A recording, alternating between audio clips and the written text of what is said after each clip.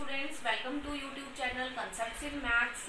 Today we will continue polynomials for 9th class. In the previous video I told you about what is a polynomial, definition of polynomials we have done, and types of polynomials we have done, and then we have done how to find the value of a polynomial at some value. For example, suppose we have given a polynomial px is equal to x square plus 1.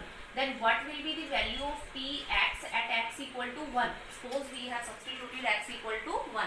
Then x equal to 1 we will substitute and it will be equal to 2. That is p of x is this, p of 1 is this. This is the value of a polynomial at some particular value of the variable, right? Now we will continue for the zero of a polynomial. What is zero of a polynomial? Zero of a polynomial is the value of the variable at which a polynomial becomes equal to 0. For example, suppose we have a polynomial px is equal to x plus 1. Then what should we substitute the value of x such that this polynomial becomes 0? Suppose we have substituted x equal to minus 1. X equal to minus 1. Then minus 1 plus 1. It will become equal to 0. The value of the variable at which a polynomial becomes 0, that is called zero of a polynomial. So we can we say that minus 1 is the zero of this polynomial? So answer is yes. Suppose you have substituted px is equal to, suppose we have given x square minus 3. Then what should be the value of the x such that this polynomial becomes 0? The value of x will be square root 3. If we substitute square root 3 square minus 3, it will be equal to 3. 3 minus 3, it will become 0. So that means we can say square root 3 is the 0 of this polynomial, right? Now we will do properties of the zero of a polynomial. इसी polynomial के zeros की बेटा क्या-क्या properties हैं वो हम करेंगे. First है zero may or may not be the zero of a polynomial. किसी polynomial का zero हो ये कोई जरूरी नहीं है. For example, suppose we have a polynomial x plus 2. x plus 2 कोई polynomial है. तो इसका जीरो, अगर हम x की वैल्यू इसमें जीरो सब्सटीट्यूट करें तो क्या ये जीरो बन जाएगा? नहीं बनेगा, क्योंकि x की वैल्यू अगर जीरो रखेंगे तो 0 प्लस 2 तो 2 होता है, तो जीरो के इक्वल तो नहीं हो रहा है. तो दैट मीन जीरो इस पॉलिनोमियल का जीरो नहीं है. इस पॉलिनोमियल का जीरो क्या होगा? x equal to minus 2. तो ये ऐसा कोई जरूरी नहीं है कि जीरो जो है वो किसी पॉलिनोमियल का जीरो है.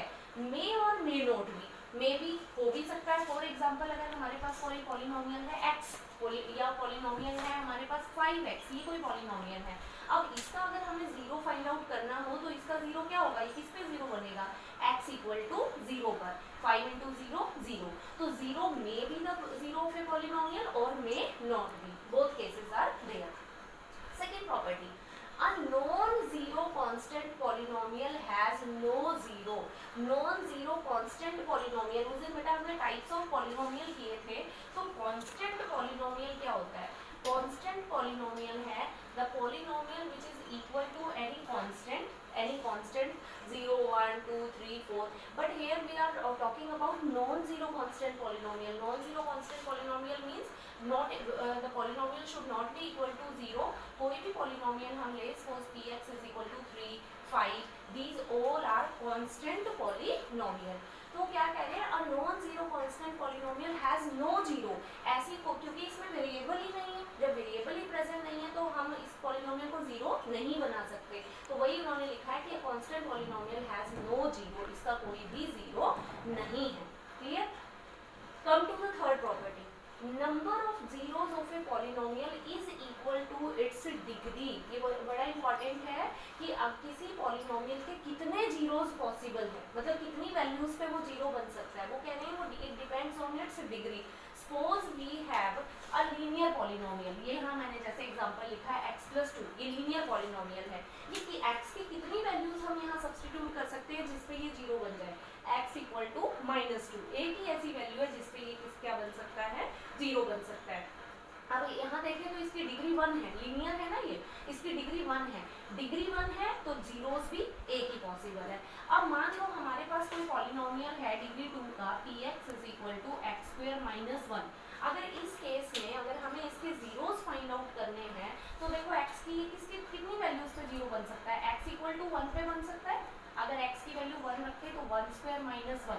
1 माइनस 1 कितना हो जाएगा 0। और कोई वैल्यू है जिसमें बन सकता है ये 0? Yes, at x equal to -1। अगर हम x की वैल्यू -1 रखेंगे, -1 स्क्वायर -1 तो ये 1 हो जाएगा, 1 माइनस 1 ये भी क्या हो जाएगा 0। मतलब एट x इक्वल टू -1 पर भी ये 0 बन सकता है। तो यहाँ देखें तो इसकी डिग्री कितनी थी 2 और जीरोस भी कितने निकल के आ रहे हैं 2 जीरोस निकल के आ रहे हैं। अच्छा ये भी कोई जरूरी नहीं है कि नंबर जो जीरोस हैं वो हमेशा सेम हो, सॉरी डिफरेंट हो। जीरोस जो है वो डिफरेंट भी हो सकते हैं और सेम भी हो सकते हैं। यहाँ दोनों जीरोस जो है हमारे डिफरेंट है। तो नंबर ऑफ जीरोस जो है वो डिग्री पे डिपेंड करते हैं। लीनियर पॉलिनोमियल है तो नंबर ऑफ जीरोस 1 होंगे, क्वाड्रेटिक है तो 2 होंगे, क्यूबिक है तो 3 होंगे। और we can say a polynomial of degree n, अगर कोई पॉलिनोमियल डिग्री n का है तो उसके जो नंबर ऑफ जीरोस हैं वो भी कितने होंगे n जीरोस पॉसिबल होंगे उसके। क्लियर? अब नेक्स्ट प्रॉपर्टी पे आ जाओ। If fx is a polynomial, तो उस दिन भी बताया था मैंने बेटा पॉलिनोमियल का सिंबल जरूरी नहीं है हम हमेशा p से लिखें उसको, px, qx, rx, fx कोई भी हम सिंबल दे सकते हैं। तो यहाँ क्या है, if fx is a polynomial with integral coefficients, कोई पॉलिनोमियल है उसकी जो टर्म्स है जितनी भी उसके कोफिशिएंट्स इंटेग्रल होने चाहिए। मीन्स इस तरह से नहीं होना चाहिए, ऐसे नहीं लेना है हमें 1/2x स्क्वायर -3/2x, इस तरह से नहीं लेना है। यहाँ कोफिशिएंट इंटेग्रल नहीं है। हमें कौन से पॉलिनोमियल लेने हैं जिनके कोफिशिएंट्स क्या हो, इंटेग्रल हो, with integral coefficient, right. And leading coefficient is 1। उस दिन मैंने लीडिंग टर्म भी बताया था। लीडिंग टर्म होता है जो हाईएस्ट पावर की जो टर्म होती है उसको लीडिंग टर्म कहते हैं। जैसे मान लो ये पॉलिनोमियल है, यहाँ पे डिग्री 2 जो है वो हाईएस्ट एक्सपोनेंट वाली टर्म है, तो यहाँ जो तो इस टर्म को हम क्या कहेंगे, लीडिंग टर्म, और इसके कोफिशिएंट को क्या कहेंगे, लीडिंग कोफिशिएंट, राइट। तो लीडिंग कोफिशिएंट वो कह रहे हैं 1 होना चाहिए। Then any integral 0 of fx is a factor of constant term. अगर कोई पॉलिनोमियल है जिसके जो लीडिंग टर्म है अगर उसका कोफिशिएंट 1 है तो उसके जीरोस वो कह रहे हैं वो उसके हम कांस्टेंट टर्म की हेल्प से निकाल सकते हैं। उसके जीरोस जो है वो कांस्टेंट टर्म के फैक्टर होंगे। अब एक एग्जांपल लेते हैं। सपोज हमारे पास पॉलिनोमियल है fx is equal to x³ - 6x² + 5x + 30 suppose, ठीक है, +30 ये हमने ले लिया, राइट। अब देखो इसको यहाँ से मैच करेंगे। fx is a polynomial with integral coefficients, all the coefficients are integral, right. Then and leading coefficient is 1, जो हाईएस्ट पावर वाली टर्म है हमारी x³ है उसका कोफिशिएंट क्या है 1 है, तो लीडिंग कोफिशिएंट क्या है 1। Then any integral 0 of fx is a factor of its constant term. वो कह रहे हैं अगर इसके हम फैक्टर जीरोस फाइंड आउट करें तो जो अगर उनमें कोई इंटेग्रल 0 है, मतलब इंटीजर की फॉर्म में अगर कोई 0 है तो वो कांस्टेंट टर्म जो है, सपोज यहाँ 30 दी हुई है तो उसके फैक्टर्स में से कोई एक 0 होगा। फॉर एग्जाम्पल जैसे 30 है, 30 के बेटा फैक्टर बनाए अगर हम, right all the possible factors of 30, तो 30 के फैक्टर क्या बनते हैं 1 2 3 5 6 15 और 30। यहाँ मैं +-1 भी लगाऊंगी, +- साइन भी साथ में लगेगा क्योंकि फैक्टर्स जो हैं वो जरूरी नहीं है कि हम हमेशा पॉजिटिव फैक्टर्स ही लें। यहाँ पे इंटेग्रल फैक्टर्स की बात हो रही है तो इंटीजर में बेटा प्लस के फैक्टर्स भी हो सकते हैं और माइनस में भी हो सकते हैं। तो फैक्टर में भी +-1 +-2 +-3 +-5 +-6 +-15 एंड +-30। तो यहाँ ये पॉलिनोमियल है जिसके कोफिशिएंट सारे इंटीजर की फॉर्म में है, इंटेग्रल है। लीडिंग टर्म का जो कोफिशिएंट है वो 1 है। तो इसके जो पॉसिबल जीरोस निकलेंगे, पॉसिबल जीरोस जो हैं वो इसकी कांस्टेंट टर्म के फैक्टर्स में से हो सकते हैं, ठीक है। तो these are the properties of the zero of the polynomial. To find the zero of a linear polynomial, अभी बेटा हम सिर्फ लीनियर पॉलिनोमियल के जीरोस फाइंड आउट करना सीखेंगे कि किसी लीनियर पॉलिनोमियल का जीरो कैसे निकालना है। तो बहुत सिंपल ही है। सपोज हमें अगर कोई पॉलिनोमियल दिया है लीनियर पॉलिनोमियल 3x + 2 और इसका जीरो हमें फाइंड आउट करना है। जरूरी नहीं है कि जीरो हमेशा इंटेग्रल जीरो हो, वो p/q की फॉर्म में भी हो सकता है। तो यहाँ पर अगर हमें x की वैल्यू निकालनी है जिसपे ये पॉलिनोमियल जीरो बन जाए तो तुम्हें क्या करना है, सिंपली 3x + 2 को 0 के इक्वल सब्सटीट्यूट करना है। तो 3x = -2 और x की वैल्यू कितनी आ जाएगी हमारे पास -2/3। तो -2/3 इस पॉलिनोमियल का क्या है, 0 है। हम ये वैल्यू इसमें सब्सटीट्यूट करके देख सकते हैं कि 0 बन रहा है कि कि नहीं बन रहा है। और कोई और एग्जांपल लेते हैं, सपोज हमारे पास दिया है px is equal to x plus 3, इसका जीरो फाइंड आउट करना है। वैसे तो हमें डायरेक्टली फिर भी हम इसको इक्वल टू जीरो रख के यहाँ वैल्यू निकाल सकते हैं x इक्वल टू -3। अब मान लो हमारे पास कोई पॉलिनोमियल है px is equal to 5x, इसका हमें जीरो निकालना है, तो 5x equal to zero substitute करेंगे, x की वैल्यू आएगी 0 divide by 5 that is equal to 0। तो this is the method how to find the zero of a linear polynomial. Now we will do division of polynomials. Numbers को बेटा आपस में divide करना हमें आता है, नंबर्स को हम डिवाइड करते आए हैं, छोटी क्लासेस में हमने सीख लिया था। अब हमें पॉलिनोमियल्स को आपस में डिवाइड करना सीखना है।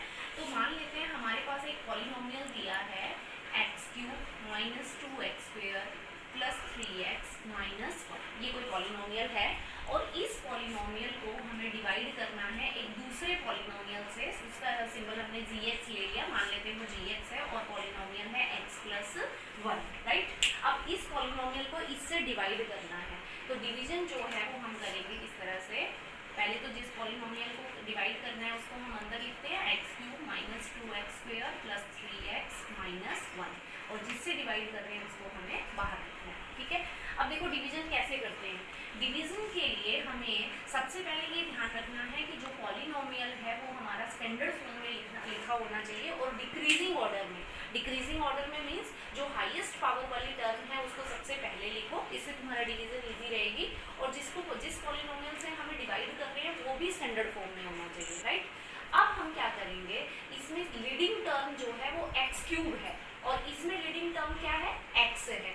अब हमें देखना है कि x को हम किससे मल्टीप्लाई करें कि x³ आ जाए। तो x को किससे मल्टीप्लाई करें कि x³ आ जाए, x raise to the power 2 से, ठीक है। मल्टीप्लिकेशन हमने सीखी है 8th क्लास में। x को अगर x² से मल्टीप्लाई करेंगे तो क्या आ जाएगा, x³। तो अब जो मैंने यहाँ x² लिखा है इसको बेटा इस कंप्लीट पॉलिनोमियल से मल्टीप्लाई करना है। x² को x से करो x³, x² को प्लस 1 से करो प्लस x², राइट, कर दिया हमने इससे मल्टीप्लाई। अब इस पॉलिनोमियल के नीचे जो ये पॉलिनोमियल आया है इसको हम क्या करेंगे, सब्ट्रैक्ट, जैसे हम नॉर्मल डिवीजन करते हैं तो सब्ट्रैक्ट कर रहे हैं। जब ऑब्वियसली जब हम किसी पॉलिनोमियल को सब्ट्रैक्ट कर रहे हैं तो उसकी हर एक टर्म के साइन चेंज हो जाते हैं, ये पॉजिटिव है ये नेगेटिव हो जाएगी, ये प्लस की है ये भी क्या हो जाएगी, नेगेटिव, राइट। तो ये टर्म हमारी कैंसिल हो जाएगी, यहाँ माइनस, अब यहाँ कोफिशिएंट कुछ नहीं है तो मतलब 1 है, तो माइनस 2x² माइनस 1x², तो कितना हो जाएगा ये माइनस 3x², राइट। अब इनको नीचे ले आओ, प्लस 3x माइनस 1, ठीक है। यहाँ हमने एक स्टेप कंप्लीट कर दिया।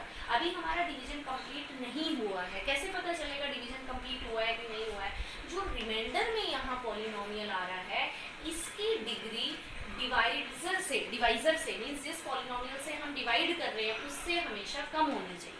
तो ये डिग्री 1 का है, तो इसका मतलब कांस्टेंट टर्म जब तक नहीं आ जाती है हमारे पास रिमाइंडर में तब तक हम इसको डिवाइड करते जाएंगे, राइट। तो अब नेक्स्ट देखो, अब यहाँ पे लीडिंग टर्म है माइनस 3x² और यहाँ है x। अब x को किससे मल्टीप्लाई करें कि माइनस 3x² आ जाए, तो किससे करेंगे, माइनस 3x से। माइनस 3x से इसको मल्टीप्लाई करेंगे तो ये हमारे पास आएगा माइनस 3x², माइनस 3x को 1 से भी करो मल्टीप्लाई, माइनस 3x। अगेन नीचे वाले पॉलिनोमियल को सब्ट्रैक्ट करना है, साइन चेंज होंगे, ये माइनस है तो प्लस, ये माइनस है तो प्लस, ये minus 3x² plus 3x² cancel हो गया। अब यहाँ प्लस 3x प्लस 3x कितना हो गया, ये 6x, और माइनस 1 को नीचे ले आओ, ये हो गया हमारे पास 6x माइनस 1। अब रिमाइंडर में हमारे पास लीनियर पॉलिनोमियल आ गया है, यहाँ भी लीनियर है इसलिए अभी डिवीजन एक स्टेप और आगे चलेगी।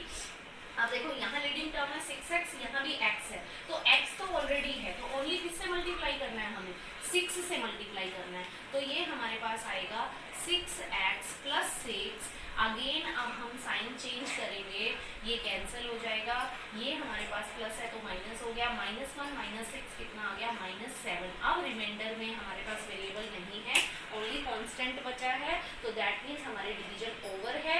अब देखिए जो ये पॉलिनोमियल है जिसको हम डिवाइड कर रहे हैं इसको डिविडेंड बोलते हैं, this is dividend and this is divisor. और जो हमारे पास डिवाइड करके पॉलिनोमियल आ रहा है डिवीजन के बाद दिस इज कॉल्ड कोशेंट, इसको कोशेंट बोलते हैं। और ये क्या है, रिमाइंडर, इसे क्या बोलते हैं हम, डिविडेंड, ये डिविडेंड है, this is called divisor this is called quotient and this is called remainder. अब डिवीजन एल्गोरिदम बेटा हम पढ़ी है। डिवीजन एल्गोरिदम में सपोज जैसे अगर हमारे पास कोई नंबर है 28, अगर हम उसको 3 से डिवाइड करते हैं तो 3 9 जा 27, रिमाइंडर में बचता है 1। तो डिवीजन एल्गोरिदम के अकॉर्डिंग हम इस 28 को कैसे लिख सकते हैं? 28 is equal to 3 into 9 plus 1 लिख सकते हैं कि नहीं? Means dividend is equal to divisor into quotient plus remainder. तो ये डिवीजन एल्गोरिदम यहाँ पर भी फॉलो होगी पॉलिनोमियल के केस में। अब यहाँ हम डिवीजन एल्गोरिदम लिखते हैं। अब डिवीजन एल्गोरिदम पॉलिनोमियल्स के लिए भी फॉलो होगी। कैसे लिखेंगे हम इसको? यहाँ हमारा डिवाइजर है px, सॉरी डिविडेंड है px, डिवाइजर है gx, क्वोशेंट को हम सिंबल दे देते हैं qx का, प्लस रिमाइंडर को हम rx का सिंबल दे देते हैं। यहाँ हम सब पॉलिनोमियल्स की फॉर्म में लिखेंगे उसको। तो ये हमारी क्या आ जाती है? Division algorithm. This is called division algorithm. Division of polynomial बेटा हमने कर लिया। पॉलिनोमियल को पॉलिनोमियल से डिवाइड करना हमने सीख लिया। अब डिवीजन ऑफ पॉलिनोमियल से रिलेटेड एक बहुत इंपॉर्टेंट रिजल्ट है, that is remainder theorem. Remainder theorem इसके नाम से ही क्लियर है, रिमाइंडर यानी कि ये रिमाइंडर से रिलेटेड है। अभी हमने एक पॉलिनोमियल को दूसरे पॉलिनोमियल से डिवाइड किया था तो हमने रिमाइंडर फाइंड आउट किया था।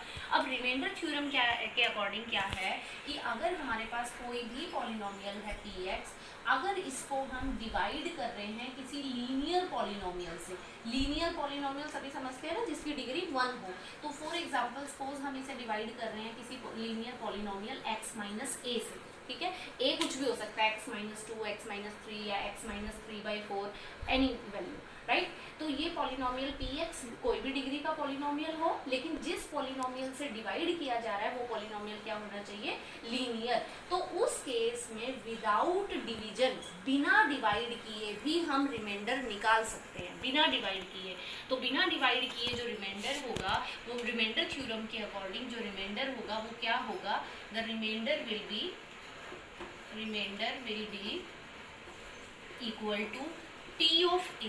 p ऑफ a का मतलब क्या हुआ कि जो यहाँ पर जो वैल्यू दी है a, वो इस पॉलिनोमियल में क्या कर देनी है? सब्स्टिट्यूट कर देनी है। तो वही हमारा जो है वो रिमाइंडर आ जाएगा डायरेक्ट। इसका भी हम एग्जांपल लेंगे। इससे पहले तो एक बार डिवीजन एल्गोरिदम लिख रही हूँ मैं। px is equal to gx into qx plus rx। अभी हमने पढ़ी थी, ये क्या है? ये डिवीजन एल्गोरिदम है। डिवीजन एल्गोरिदम के according dividend is equal to divisor into quotient plus remainder. अब हम ये रिजल्ट यहाँ पर अप्लाई करते हैं। इस रिजल्ट के अकॉर्डिंग क्या है? अगर px कोई भी पॉलिनोमियल है और gx जिससे हम डिवाइड कर रहे हैं अगर वो लीनियर पॉलिनोमियल है x माइनस a, gx की जगह हमने क्या सब्सटीट्यूट कर दिया? x minus a into qx plus rx। qx quotient को px कोई भी पॉलिनोमियल हो सकता है तो qx उसी के अकॉर्डिंग वैल्यू आएगी। रिमाइंडर, ये रिमाइंडर है। अब देखो क्या है इस थ्योरम में? इस थ्योरम के अकॉर्डिंग रिमाइंडर जो है वो p ऑफ a होगा। मतलब x की जगह क्या सब्सटीट्यूट करना है? a। तो x की जगह a सब्सटीट्यूट कर देते हैं। तो देखो हमारे पास क्या आएगा? a माइनस a, यहाँ भी x की जगह a रखेंगे, into q of a plus r of a। तो p of a is equal to a minus a कितना हो गया? 0। 0 into q of a plus r a, और p of a is equal to 0 into q a, 0 ही हो गया। ये complete term 0 बन गई। हमारे पास क्या बचा? ओनली r बचा। मतलब r क्या है? ये क्या है? रिमाइंडर है। तो यही इस थ्योरम में कहा है कि अगर किसी पॉलिनोमियल से, किसी लीनियर पॉलिनोमियल से हम किसी भी पॉलिनोमियल को डिवाइड कर रहे हैं तो कंप्लीट डिवीजन की जरूरत नहीं है। बिना डिवाइड किए हम डायरेक्ट रिमाइंडर निकाल सकते हैं। अगर यहाँ x माइनस a है तो वैल्यू क्या सब्सटीट्यूट कर देनी है? a सब्सटीट्यूट कर देनी है। अगर होता suppose gx is equal to, suppose हमारे पास gx equal to x plus a होता, x प्लस a, तो हम वैल्यू क्या सब्सटीट्यूट करेंगे? तो उस केस में हमारा जो रिमाइंडर है वो क्या होगा? p ऑफ माइनस a होगा। अगर माइनस, यहाँ ऑलरेडी माइनस है तो यहाँ माइनस साइन को निग्लेक्ट करना है, a वैल्यू सब्सटीट्यूट करनी है। और अगर x प्लस a है तो क्या वैल्यू सब्सटीट्यूट करनी है? माइनस a वैल्यू सब्सटीट्यूट करनी है। अब यहाँ पर हम एग्जांपल्स लेते हैं। सपोज हमें एक पॉलिनोमियल दिया है px is equal to 2x square minus 3x plus 1। और इस पॉलिनोमियल को हमें डिवाइड करना है एक लीनियर पॉलिनोमियल x प्लस 3 से, x प्लस 3 से। तो अब ये थ्योरम अप्लाई करो। अभी मैंने क्या बताया, x प्लस a से अगर डिवाइड करना है तो रिमाइंडर क्या होगा, p ऑफ माइनस a होगा। मतलब x की वैल्यू हमें क्या सब्सटीट्यूट करनी पड़ेगी इस पॉलिनोमियल में, -3। तो p ऑफ -3 हम फाइंड आउट करेंगे।